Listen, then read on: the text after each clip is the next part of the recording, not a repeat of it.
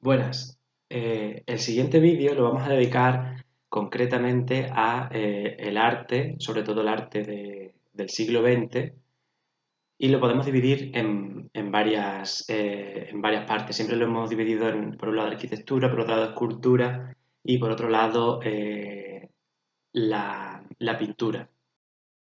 En este caso, vamos a comenzar por la pintura del siglo XX. Es una pintura bastante compleja. Como habíamos visto en clase, la pintura se desarrolla, intenta competir cuando aparece la fotografía y no llega nunca a la misma capacidad de nitidez que puede ofrecer una fotografía, aunque algunos autores sí lo lleguen a conseguir, incluso autores del siglo XX y del siglo XXI intentan imitar también lo que es el hiperrealismo, pero en un primer momento la pintura no puede competir con la fotografía y por tanto aparecen nuevas tendencias.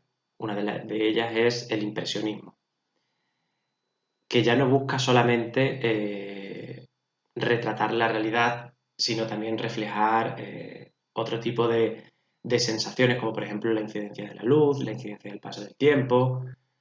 Van transformando la importancia dentro de la pintura. Una serie de autores que ya hemos visto en clase, pero principalmente nos vamos a centrar en el siglo XX. El siglo XX, sobre todo, es Europa el punto de referencia donde, bueno, siempre en la historia del arte ha sido Europa. Por ejemplo, nosotros tenemos una visión eurocéntrica de la historia del arte, pero aunque en el siglo XIX, a principios del XX, también se ensayan nuevas influencias de países también bastante exóticos y alejados del arte que se desarrollaba en Europa, de África, de Asia, de América. En Europa siempre es el laboratorio donde se ensayan las nuevas técnicas y donde aparecen los nuevos autores y donde se avanza en la historia del arte que nosotros conocemos desde nuestro punto de vista. Y por tanto nos encontramos con las vanguardias. Las vanguardias es un concepto bastante amplio en el que buscan una ruptura con el tipo de arte que se venía desarrollando durante finales del siglo XIX y principios del siglo XX. Todas las vanguardias prácticamente aparecen en las mismas fechas, rondan las mismas fechas, a principios del siglo XX, y viene a simbolizar un preludio de un cambio de época, un cambio brusco. Algunas vanguardias se adelantan a la Primera Guerra Mundial. La Primera Guerra Mundial es un shock para la sociedad europea, que había creído durante mucho tiempo en el positivismo, en el darwinismo, el avance de la ciencia, y la Primera Guerra Mundial viene a romper con esta mentalidad. Algunas vanguardias ya, como ha pasado muchas veces en la historia del arte, se adelantan a esa nueva situación, son visionarios y ven ese movimiento de ruptura. Y algunas también coinciden con estas fechas de la Primera Guerra Mundial y no son más que un reflejo de las distintas tendencias y mentalidades dentro de las mismas. Pero siempre buscan la ruptura. Existen muchas vanguardias, casi todas tienen una vida bastante efímera. La gran mayoría tienen una vida que ronda muy pocos años, no son grandes periodos como el barroco, no son grandes periodos como el Renacimiento, ¿vale?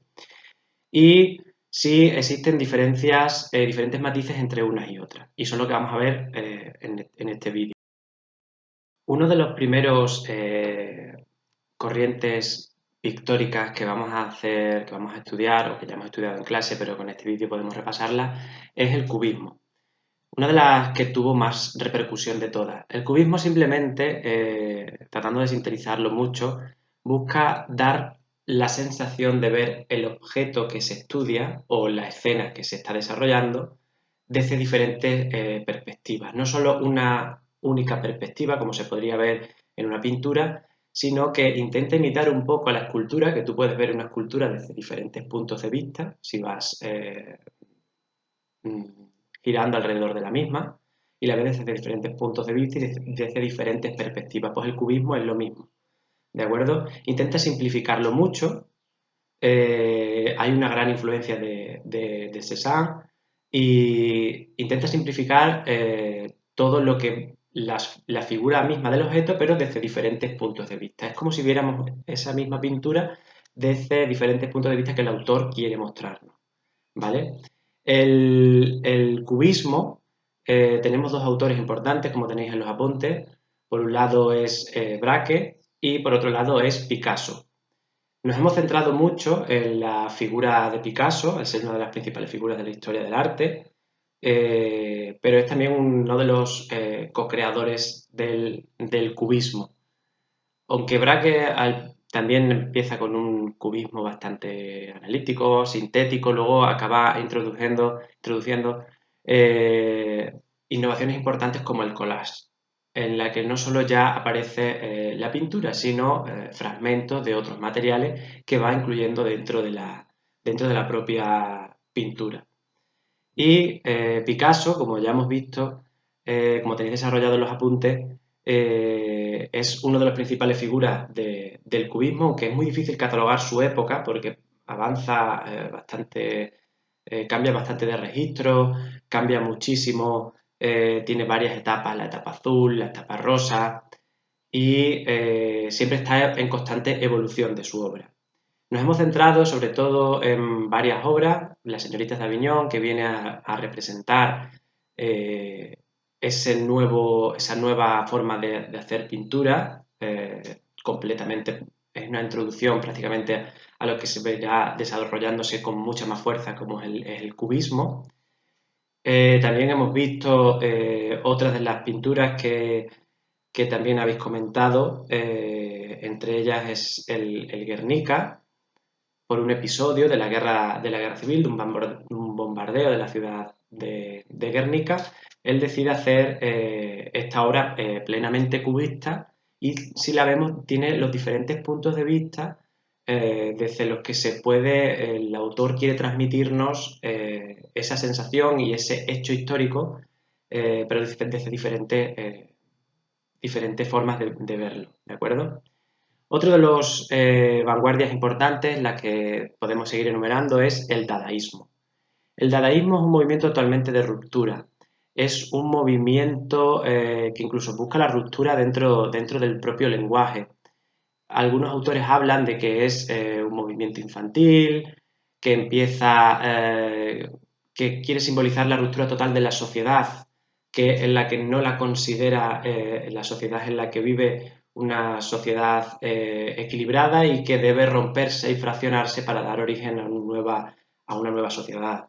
También tenemos el futurismo. El futurismo es un movimiento que abarca muchos más campos, no solo el de la pintura, pero sí es continuista con lo que se venía desarrollando a finales del siglo XIX con el positivismo, de la creencia en la ciencia, pero este futurismo hay veces que evoluciona hacia corrientes que están más acorde con los principios de las primeras décadas del siglo XX. Incluso se acerca un poco a la ideología, o la ideología fascista a veces lo usa como parte del apoyo de los intelectuales a su causa. El futurismo cree sobre todo en la máquina, en el progreso, en el desarrollo, es un movimiento que cree mucho también en la virilidad del hombre y también marca esa discriminación hacia la mujer, si se puede leer entre líneas en el futurismo. Es un movimiento que cree en la máquina por encima y el progreso por encima de cualquier cosa y todo lo demás queda en un segundo plano. Después también tenemos otras series de vanguardias bastante importantes. Podríamos incluirlas en el expresionismo. El expresionismo podría ser un movimiento en el que caben muchísimas vanguardias. Por tanto, el expresionismo es el mismo reflejo de la expresión de los sentimientos y deja a un lado, no deja de ser un estilo también figurativo, pero deja a un lado cualquier otra connotación y se centra también mucho en el color y en la expresión de los sentimientos. Es una de las características principales del expresionismo, un movimiento muy amplio, muchísimos autores, muy extendido en Europa y que sí se alarga bastante en el tiempo.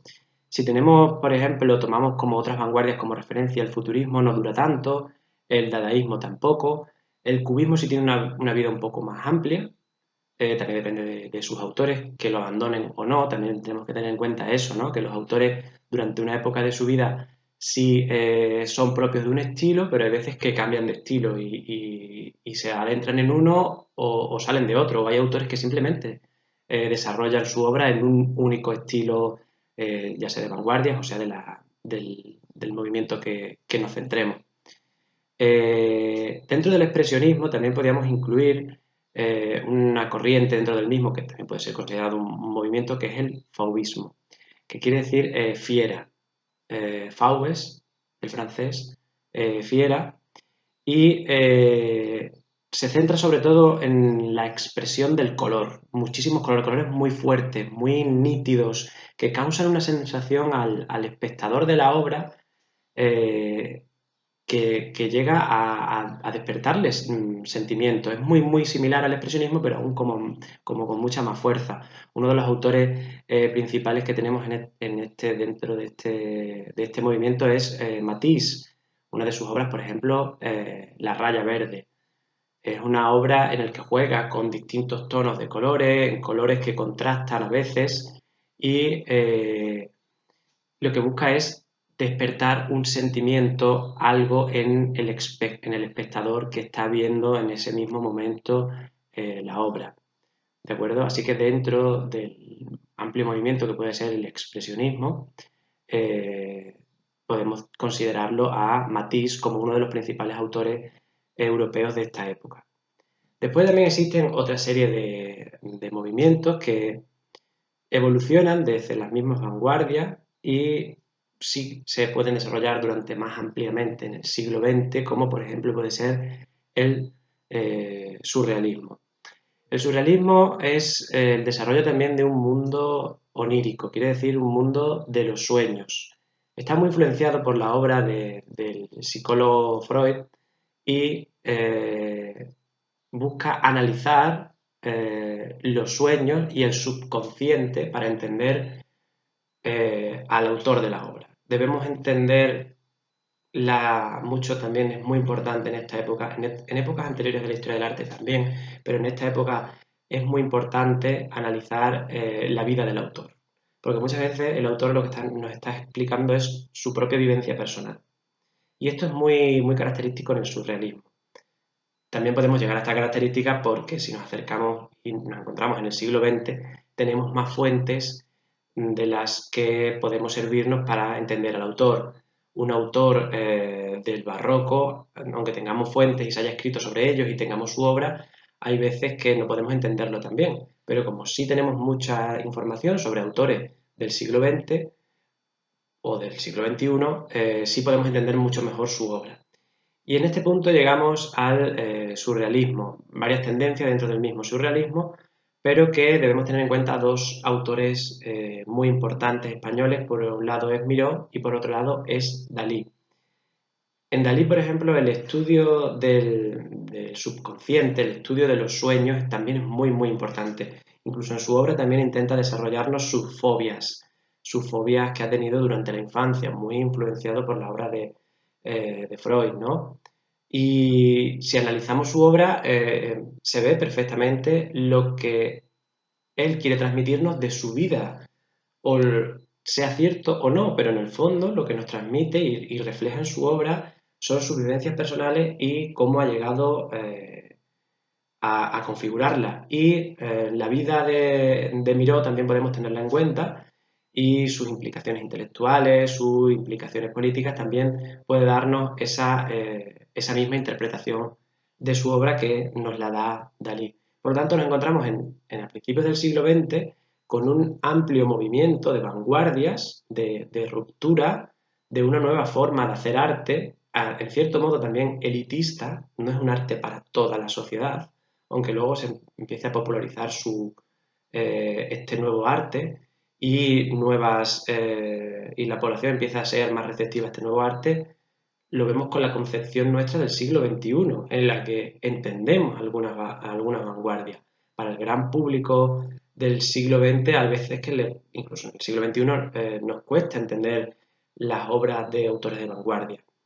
Buscan también ser, incluso dentro de la psicología del propio autor, buscan ser también incomprendidos en su época y luego el gran público se va adaptando a la misma. Este es un resumen muy sintético de las vanguardias y las primeras obras que se desarrollan en el siglo XX.